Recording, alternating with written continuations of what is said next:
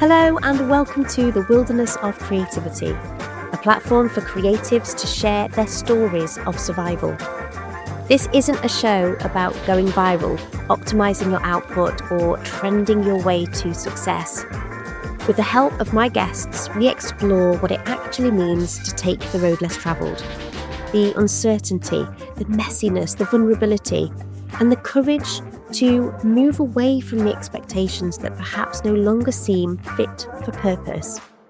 Creativity shows up in everything that we do. It's how we form and sustain our friendships and intimate relationships.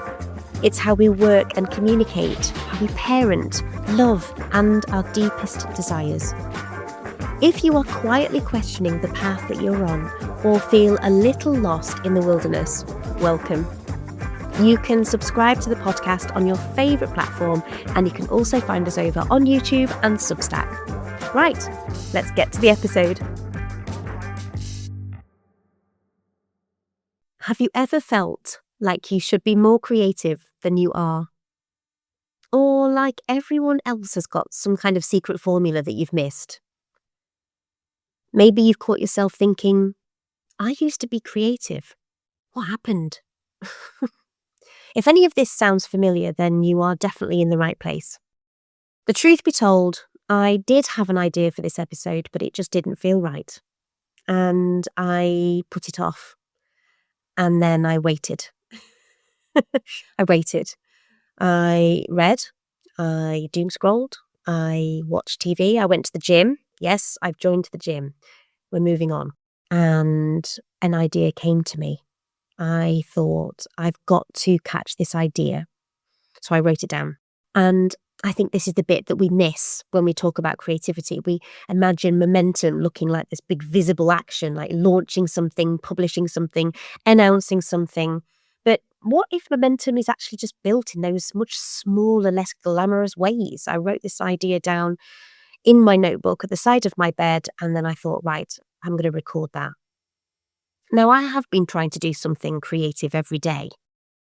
I'm not waking up at 5 o'clock every morning. I'm reading, I'm scribbling messy Substack drafts in my phone, and I'm keeping notes everywhere because I've learned that that works for me. If I don't catch an idea, then they drift away and I can never remember them. I'm writing in my gratitude diary because noticing beauty is really important to me. None of this looks impressive. I understand that. None of it looks impressive from the outside. But for me, it's that slow, incremental building up of an idea that when I sit down and I do something, I don't have to go in cold. It's kind of already simmering. And that links to something that Nadine mentioned last week about sex and creativity and kind of staying connected to each other and to that other world. It's the same for creativity. Now, I'm going to explain how this idea came to me, and it it sounds a bit odd, but I was doom scrolling, as you do, and I was watching a video with Dick Van Dyke and his wife, and then I ended up going over to Instagram, and I follow Jenna Harding. She's a marketing coach, and she was basically sharing some tips about how to maximize the reach of your reels and the importance of using SEO and the caption and, how it's all really related and important. But the thing that really sparked the idea was, I wonder what people search for in Google to do with creativity. So I just typed into Google, what do people search for? So these are the things that came up. People are searching, how do I increase my creativity? Can creativity be taught? What are creative thinking techniques? How do I use my creativity at work? What are the benefits of creativity? Like, there was a whole list of things that people are searching for. Now, I have had so many incredible conversations with guests over the last 2 years. Can you believe it? The wilderness of creativity is nearly 2. Anyway, I digress. So this was the idea that came to me. Why don't I signpost you to the conversations that address some of these questions that people are searching for? If you've been here for a while and you have religiously listened to all of the episodes, thank you. But there may still be something in these episodes that you've missed or that might resonate differently now. So I'm going to signpost you to a few episodes. And the first one is my conversation with Tigz Rice. I can't remember what you called me, like a creative entrepreneur or something. And I was like, oh, I'm going to steal that. I started in the world of burlesque photography. That's where I sort of like honed my skills with photography. And at the time, people would say to me, I absolutely love what you're doing, but I'm not a performer. Could you photograph me? And that's where the boudoir side of the business was born. And then people started saying to me, I love what you do with your boudoir clients, but I'd love to do that with my clothes on. So the vintage makeover side of things and portraits came in. And then people started saying to me, I love what you're doing there, but I want that for my business. Could you photograph me? And the personal branding side of the business was born. And then commercially, people started saying, we love the work you're doing in empowering women, but all genders. We'd love you to photograph our campaign. Honestly, it just kind of grew out of the one thing. The key messaging, though, is empowerment. So what I specialize in is making people feel incredible in front of the camera. And I love that translates and transcends just beyond portraits into, helping people show up for themselves in their personal lives, their business lives, anywhere really. So, as someone who has always struggled with self-image, how do you actually get somebody to feel relaxed in front of the camera? Because I for me personally, I would really struggle with that. But how do you tap into that kind of freedom, that expression? I love that you say that as the face of a podcast that's clearly putting yourself out there all the time and not giving yourself enough credit for how much you do. But I think it's literally that. I think it's finding ways that you can be expressive that allow you to have that confidence in a way that you feel comfortable taking the next step. I mean, we're always on our level of self-confidence. We're always dipping a toe into the next level of, okay, what am I capable of achieving? So it could be you start taking some selfies and it's just in the privacy of your home, and you have full control over the images and how they're used and how they're shared, and you can take 100 and delete 99 of them, whatever you need to That's do. Me. I mean, sure, it's me too, but it's getting used to that, just putting yourself in that vulnerable position. And I'm so aware that for 99% of the people that come to me, they say to me, I don't feel confident in front of the camera. I don't feel comfortable having my photo taken. It's such a mental block for me. And so it's literally just saying, all you need to do is take the one step, dip the toe in the water and say, I'm going to commit to a session. And then everything else we work on together.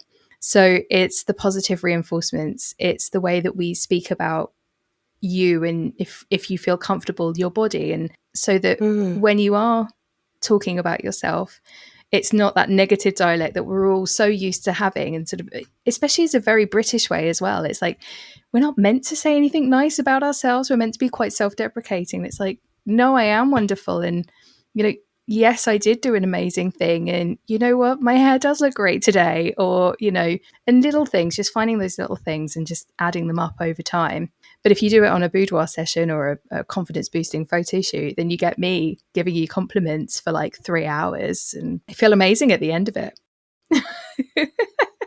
There's something that you said about vulnerability. And I think when you're going on a journey of creativity, finding your creativity and doing creative things, there is that sense of vulnerability. And it's feeling brave enough to put yourself out there. And there's always a worry that people are going to judge you.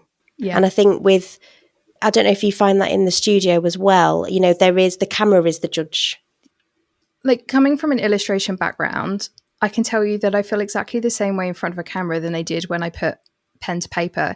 Every time you leave a mark on the world, it's a vulnerability that you're putting out there. So whether that's illustration or graphic design, or maybe you're painting, or maybe you're using your body as an art form, there is so much vulnerability and creativity because you are breaking from the norm and putting something out there that doesn't yet exist in the world, and opening ourselves up to judgment. And yes, of course, art is subjective as much as it is objective. So there is always space for someone to say, I don't see the art in the same way that you see the art, or I don't put as much value in the art as you do.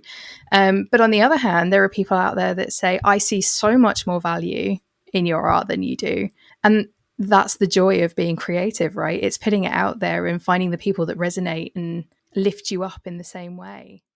Now, this episode is called How to Find Your Creative Confidence. So if confidence feels like it's the missing link at the moment, then do head back to this conversation with Tigz. We talked about building a creative business that reflects who you are, not just what you produce. And Tigz also talks about celebrating the playfulness, about the small wins, and that, that is the momentum, isn't it? Not just waiting until you've made it, but recognizing the growth as it happens. Another conversation I want to signpost you to is with the lovely Kay Sibson. Now, I'm actually chatting to Kay at the end of this month, and we're recording an upcoming episode. And her episode was called How to Build an Authentic Brand. And if you've listened to my recent episodes, or if you've read my Substack recently, you will know that I'm in the process of having some branding designed for the Arts Education Conference. So I'm going back to this episode myself to have a listen to it. Kay talks about success and the fact that we do not need to hustle harder. In actual fact, we need to tune in deeper. We talk about intuition, we talk about transferable skills, and we talk about redefining success on our own terms. I'm not that old, but Murder, She Wrote is one of my favorite shows. And Jessica Fletcher, good old Angela Lansbury. Jessica Fletcher's version of success, though, is like superb to me. Like, she is living my best life. She's an author in her own right. Like, so she's a creative, and I also, like, part of her process is that she has to like hide away and write, right? She gets her solitude. She has to focus and get that done. And then she goes out into the world. She accepts invitations. She hangs out with friends. She travels. And there's a small group of people that know who she is and what she's known for.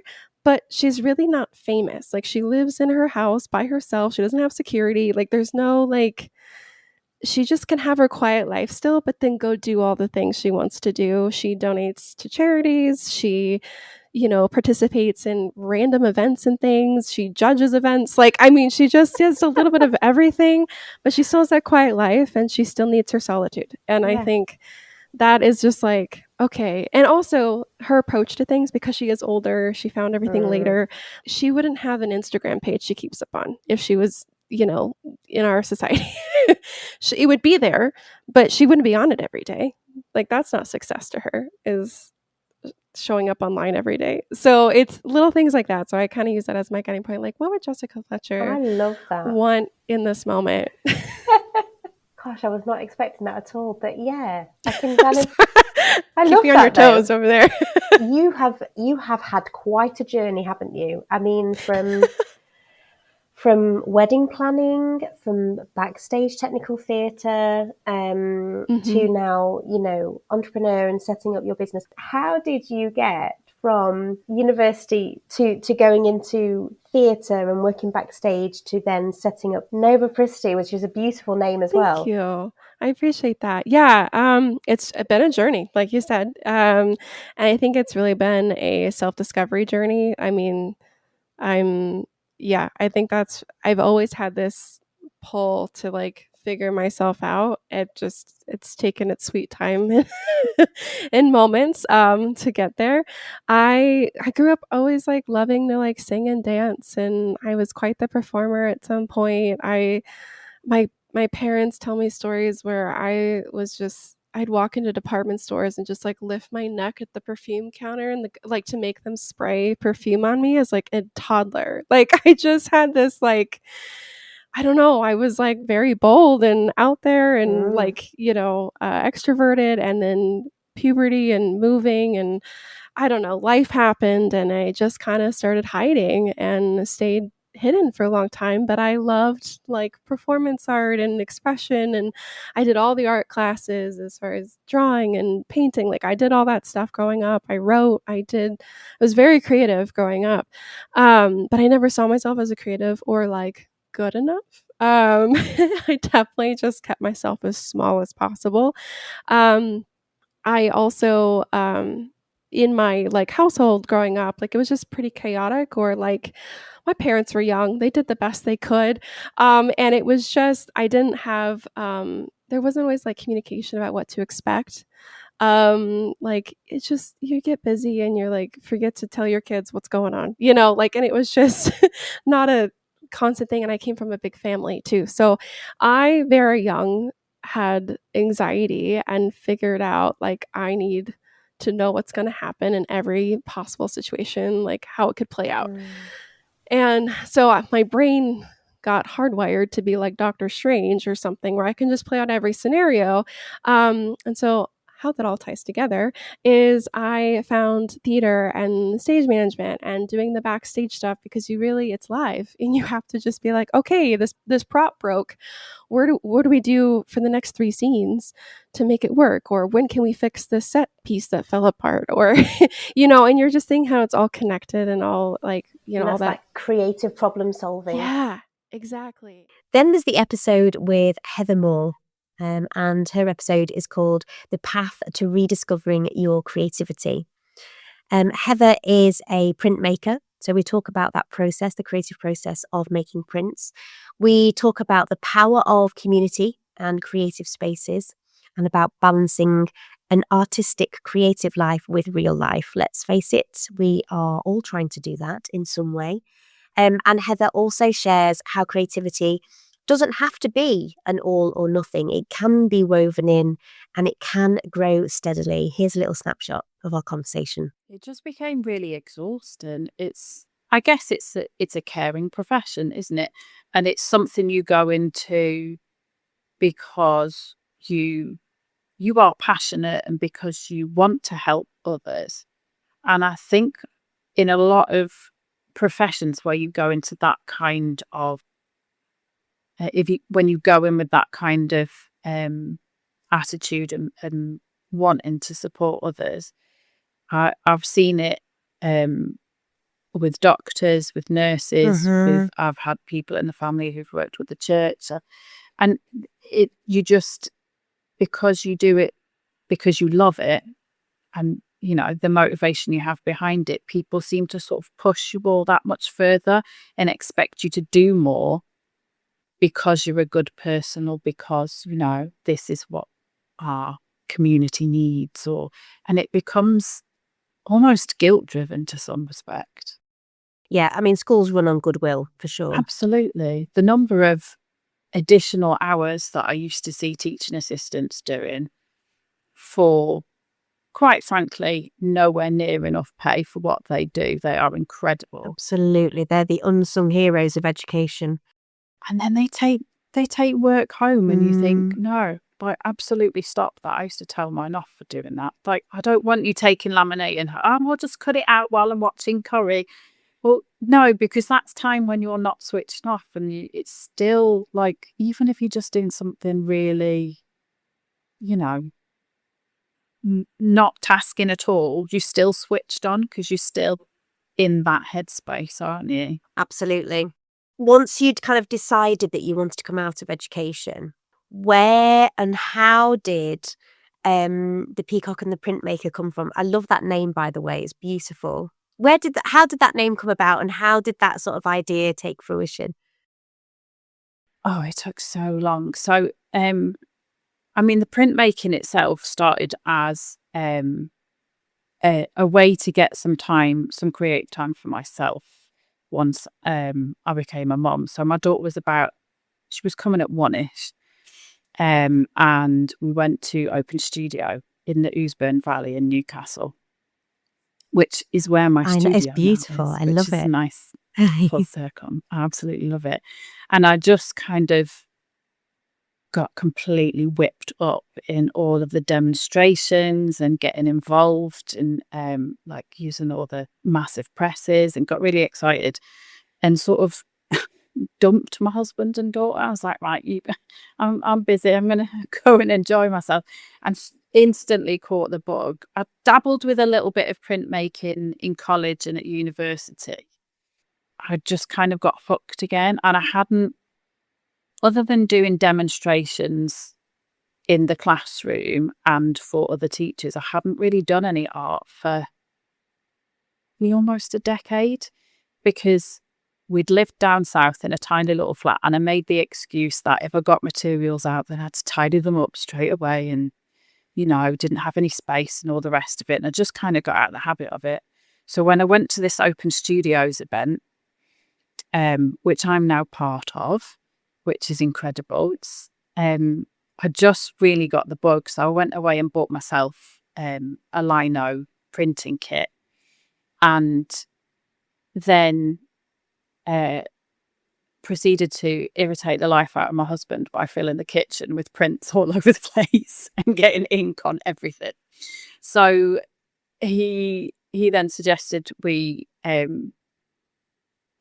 do some work on the shed in the back garden and turn that into my studio, where I could go and be as messy as I wanted, and not get ink on his plates.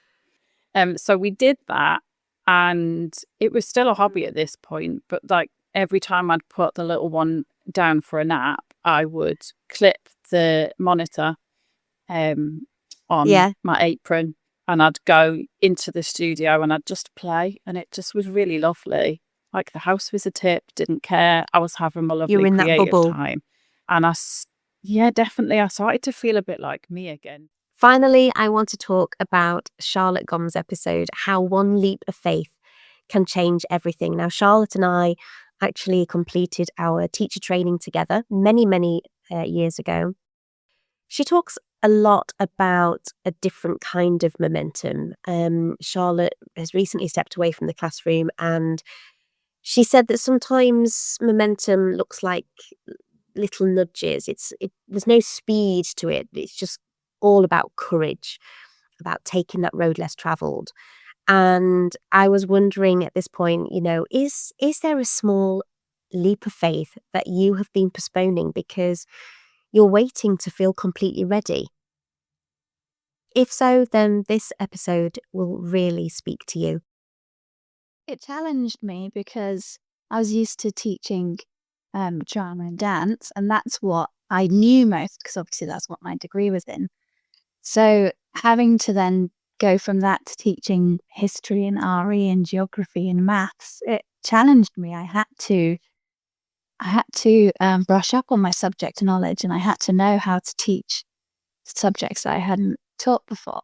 So I enjoyed it, and I enjoyed finding creative ways of teaching it and creative ways of making it interesting. When we did history and we did the Vikings, I created a giant cardboard cutout of a Viking ship, and the children walked into the Viking ship. So it's like getting those hooks and making it exciting and interesting for the children, but also for yourself, because you want to teach the curriculum in an interesting way, in ways that change every year. So yeah, I did enjoy it. It's a big jump. I don't think we give children enough credit sometimes going from year 6 to year 7, because the jump is massive. The difference is massive. Being a secondary school teacher, you see maybe those year 7s once a week. And I saw my year 5s every day for a year. You get to know them, and they get to know you. And they go from that familiarity of being with a teacher every day to seeing a teacher once a week. And it's crazy, the difference. Often year 6s are ready to go, but that doesn't make the leap any easier, does it? No. It's such a different world going from primary to secondary, where you're in one room with one teacher with the same children, to being with loads of teachers in a huge school with loads of different children that you've never met before. We have to build that resilience and that ability to navigate those changes as we get older. And so when you decided to to come out of education in a school setting. Mm-hmm. How did it feel handing that notice in? I was terrified and excited all at the same time. It wasn't something I came to quickly. I had thought about it for a couple of years, actually, kind of deciding whether to or whether not to. It's a massive giving up, because I know I could always go back to it, but giving up a career that you've worked on for 12 years is hard because it becomes who you are as well. When people ask you what you do, oh, I'm a teacher, and now I don't say I'm a teacher. So it's it becomes your everyday, and then you have to give it all up. And there were lots of things that kept pulling me back to it. Like I say, I did love teaching the different subjects. I loved being with the children in the classroom. I loved the creativity side of it. I loved singing assembly, because I ran singing assembly each week. And those things are the things that kept pulling me back. But eventually I knew that it was time to hand in my notice. And yeah, it was hard. Feeding your creativity doesn't have to look like anyone else's version of it. It doesn't have to be aesthetic or productive or monetized. What feeds you might be long walks and podcasts. It might be spreadsheets and strategy. It might be painting, drawing, planning, gardening, or conversations that stretch you. The point isn't the format. The point is that it gives you your energy back. And you're allowed to experiment. You're allowed to notice what drains you and what lights you up. You're allowed to borrow inspiration from others and shape it into something that actually fits you and your life and what you're trying to create. Inspiration is information. It's you saying, oh yeah, that's possible, and then asking, what would my version of this look like? You've been listening to The Wilderness of Creativity with me, Lucy Colgan. I hope you've enjoyed today's episode. If you have, then please do share it with a friend, and remember to subscribe to the podcast on your favourite podcast platform. Head over to our YouTube channel for more behind-the-scenes clips, and check out my Substack newsletter for further reflections and insights based on our conversations in the wilderness. Thanks for listening. Stay wild.